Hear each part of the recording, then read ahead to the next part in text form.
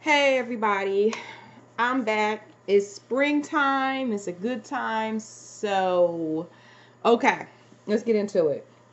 Today's video is for women, but of course, my men out there, of course, you probably have a woman, and if you do, or a sister or cousin or wife or whatever, um here's some information that I'm going to say has been lost to a degree, unless some people are in spiritual houses, and even then sometimes some things may get lost. But this is something in general that can be shared. So this is dealing with pregnant women and where pregnant women go and the effects it can have on their unborn child if their unborn child is not being spiritually protected. Of course, each child, every human being that comes into this world has a guardian spirit. Some people call it guardian angel, and this is different than a head spirit or something like that, but that's a video for a different time. So anyway, it's important. The elders knew that when a woman was pregnant, and you're probably wondering, what does this have to do with spirituality? Bear with me, roll with me, walk with me here. Okay, when a woman was pregnant a long time ago, long time ago, okay, I'm going to say our great grandmothers and great grandmothers, they knew that a woman should stay in a positive frame of mind, and that she also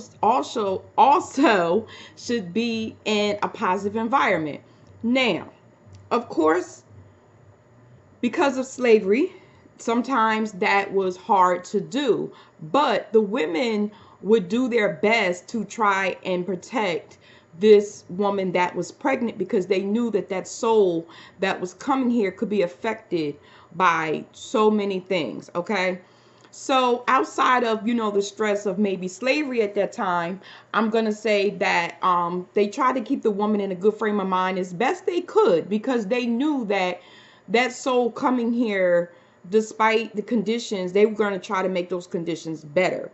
All right, which meant she wouldn't really go to graveyards like that. And that even came forward to our, I'm going to say, our great grandmothers and our grandmothers. You would hear the elder women say, girl, don't be going to no funeral like that, unless it was like the husband and she became a widow or something like that. This sometimes that would happen. She had no choice. It means her husband, like, okay.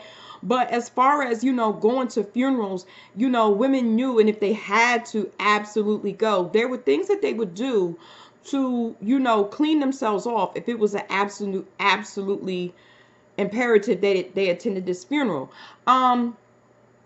Graveyards, really, a lot of times, unless it was something going on specific, and now there's different cultural things going on here too with this, but I'm going to speak from my background and what I know. Okay, sometimes the woman had to be taken to maybe a graveyard to get something taken off of her or something like that. But the point was, this was done by a skilled spiritual worker. Okay, just not some random person off the street. Let's go and get this, things like that. The next thing, they knew to keep that woman calm. We're going to move forward to where slavery is over, and now we're into, I'm going to say, let's talk about our early 1900s and moving forward.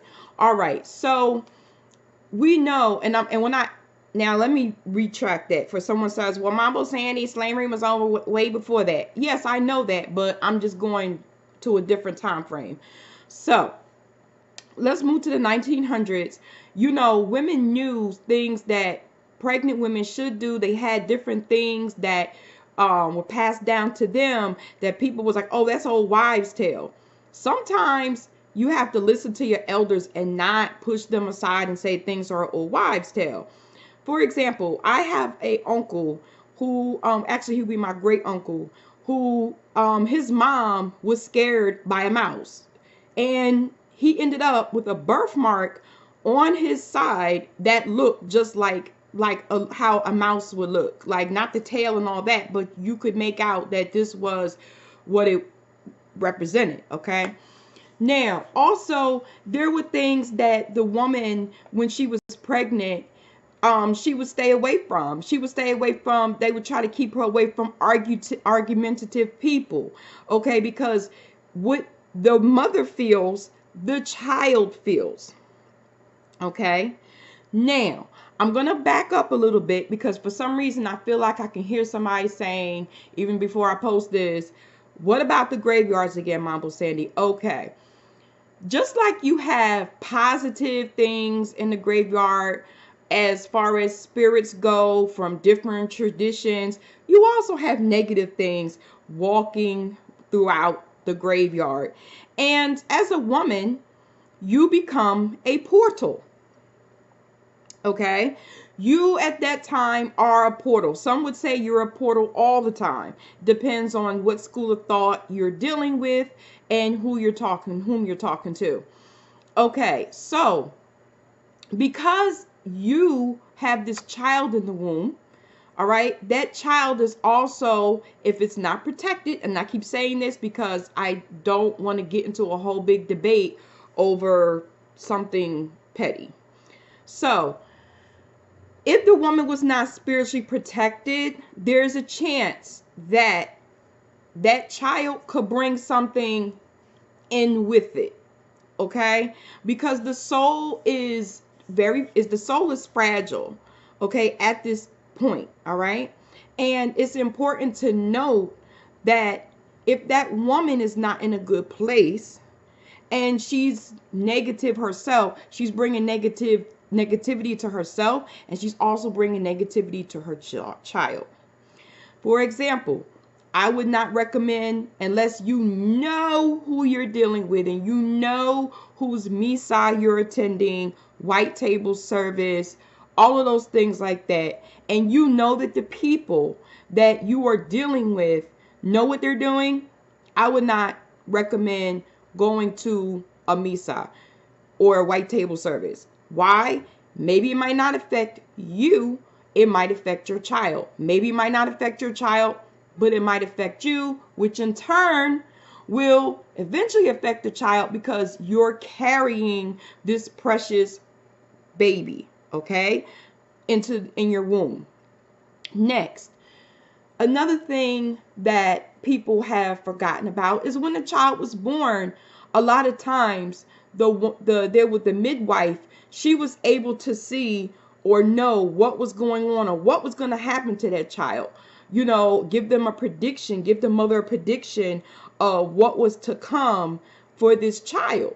Okay, so a lot of times, a lot of the midwives were probably spiritual workers. No, they were spiritual workers. Some were healers. And if they weren't a spiritual worker themselves, 9 times out of 10, there was a spiritual worker nearby on hand, or maybe a wise woman of the family was there at that time. Because remember, everybody, hospitals were a privilege, doctors were a privilege when a child was born back then, unless you had money like that. So even then, even still, those that maybe rose up in society and had money, they would make that trip. For those that live in the States, in the backwoods, up the mountain, down the road, past the well, to go see the wise woman so they could see what was going on, what was going to happen with their child.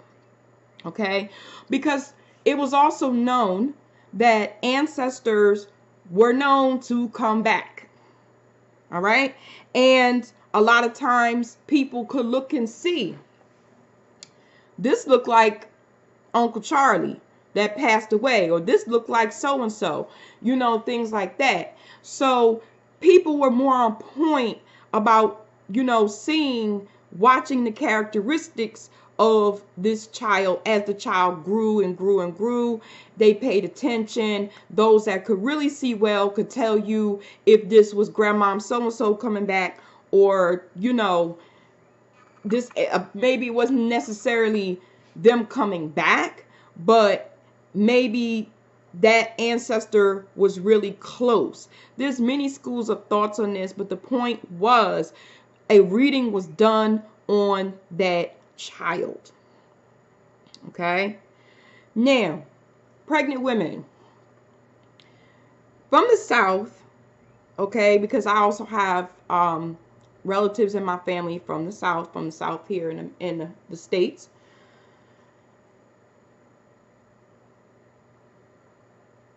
A basket name is recommended that you give your child.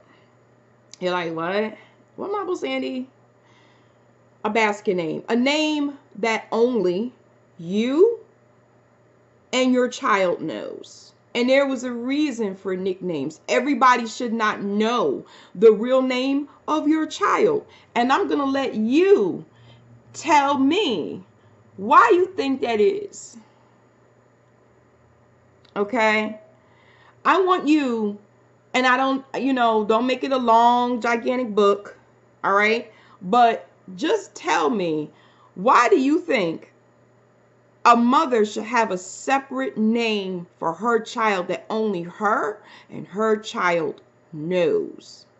Or very close family members. And even then, there's reasons why.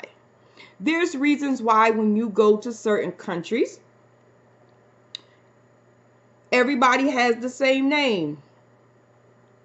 Jean, Marie, Marie, Marie Jean, Marie John.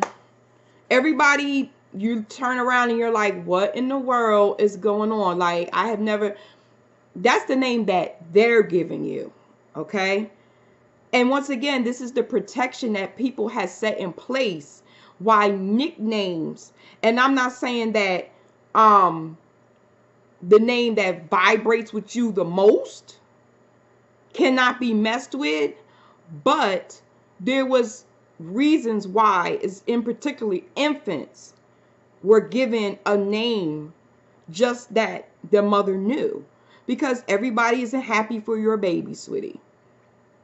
They're not happy to see you pregnant, which goes back to, as you're carrying your child, okay, it is important that you get some type of spiritual protection for yourself and for your child. Okay, people from the islands, they already know this. It may have gotten watered down over the years, but some people knew there was things that might had to be done to keep that child in the womb spiritually, because everybody isn't happy for you. Which goes into, stop posting all of your business about the outcome of your baby online. Do you know that certain cultures, they wouldn't even have a baby shower for their baby till I think the baby was 1 or 2? Okay? Because once again, we live in a toxic environment. We've been living in toxic environments for a long time, and I mean spiritually toxic, because everybody isn't happy. Maybe someone can't have a child. Maybe there's so many reasons. But stop posting public pictures of you being pregnant. Do you know that there is such thing called a printer? And did you know that some people are just so evil and so mean, and they're just not happy for you, that they can take that picture, and maybe they might not do it, but they might call up their favorite root worker, favorite bokor, favorite sorcerer, or whoever the hell it may be, and have something done. And some people don't care less about doing something to a child. And I'm letting you know that right now, the child or the mother, or it could be an ex-girlfriend or ex-wife of your husband, that she could not have a child, and now you're having a child, and then you're announcing, oh, it's a boy, it's going to be a boy. Why are you putting the fetus of your child online? I've seen it. You can't say it's not done, because it is done. On Instagram, this is this stage, that is that stage. That is your personal business. Even some people wouldn't even tell their families. Sometimes not even their own moms they would tell, because maybe they might feel a certain way about the husband. Maybe the mother-in-law may feel a certain way about the wife. So the only thing that mother, and it was only the mother and the father of their child that knew what stages, if they were pregnant. Because once again, people, we live in a toxic environment. Okay? We live in a toxic environment. Negativity is rampant. Okay? So you should watch who you share your positivity with. Okay? And I know some of you, oh well, I can override this and I can override that. Wrong. You're wrong. Why are you wrong? Because my godfather has a great saying, and I love this saying. From the first time I met him, he says, sweetie, conspiracy is stronger than Wanga. I'm going to let that sit in. Okay? When you have a whole bunch of people praying bad on you or not happy for you, you can see a lot of things go wrong. Especially if you're not taking care of what you need to take care of in your spiritual life, no matter what it is that you practice, from voodoo to Santeria to Wicca to whatever it is that you practice. Have yourself together, have a true connection so you can protect your baby. Don't pass your baby pictures around. Your baby is still in your womb. And I've seen women, oh, this is my baby, I came from the doctors, and I've seen women do it. Why? That's your precious baby. That's yours.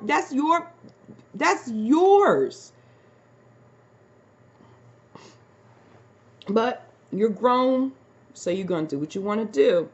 Next, the Chinese people and Japanese people, they were so on point with a pregnant woman. There were certain foods they would not let her have.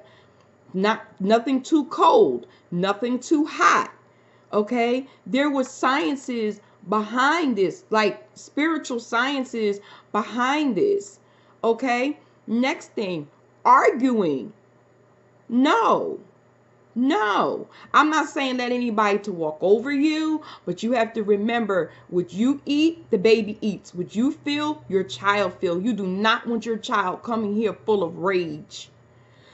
Okay, because if you're constantly arguing, and it's been documented and proven, children that, I'm not saying all the time, all right, but children that had a more peaceful environment, the mother was in a more peaceful state of mind, the child is a little different than a child that's coming here that, the mom was in a constant state of distress. Case in point, don't go ghost hunting and you're pregnant. Like, I hear women do this. Why? If you're spiritually protected and you know what you're doing, you go ahead with that. You know what you're doing, and I'm not trying to tell you what to do. I'm just giving you a heads up. Be careful of even sitting down.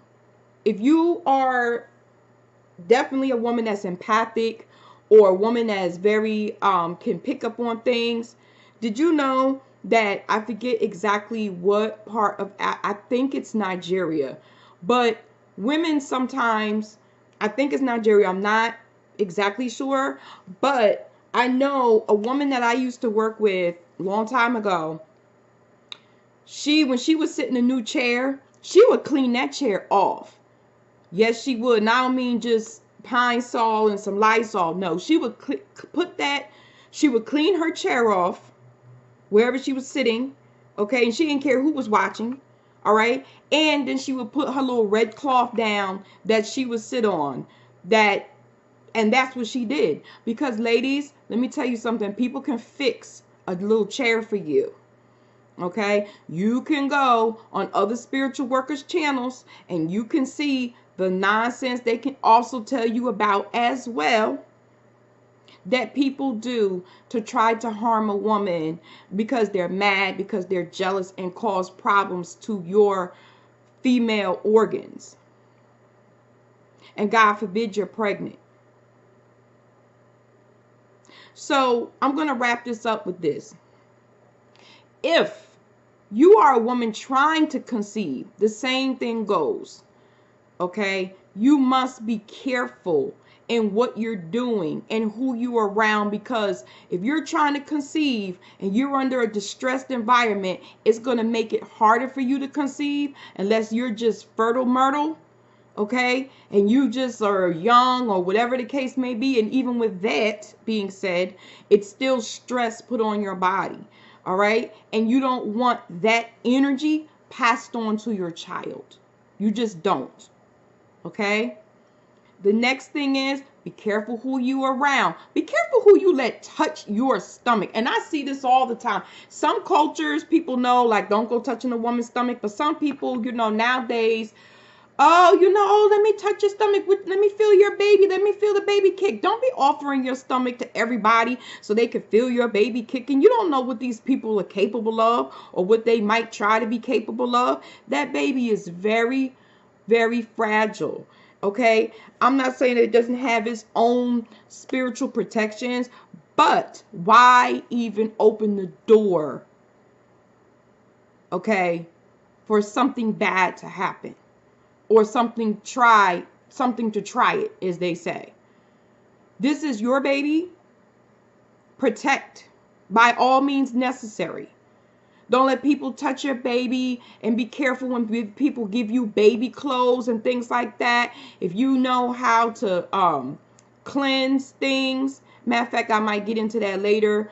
If you trust your godparents, which you should, things that, people bring you at the baby shower and things like that, honey, you better ask your godparent or whoever to say a prayer over, bless, whatever it is, before you put those items on your child, because you don't know the evil that lurks in men or women. Okay, every gift isn't a gift. It could be a Trojan horse. All right, so I'm gonna wrap this up and I'll be back with some more things. Talk to you later. Bye bye.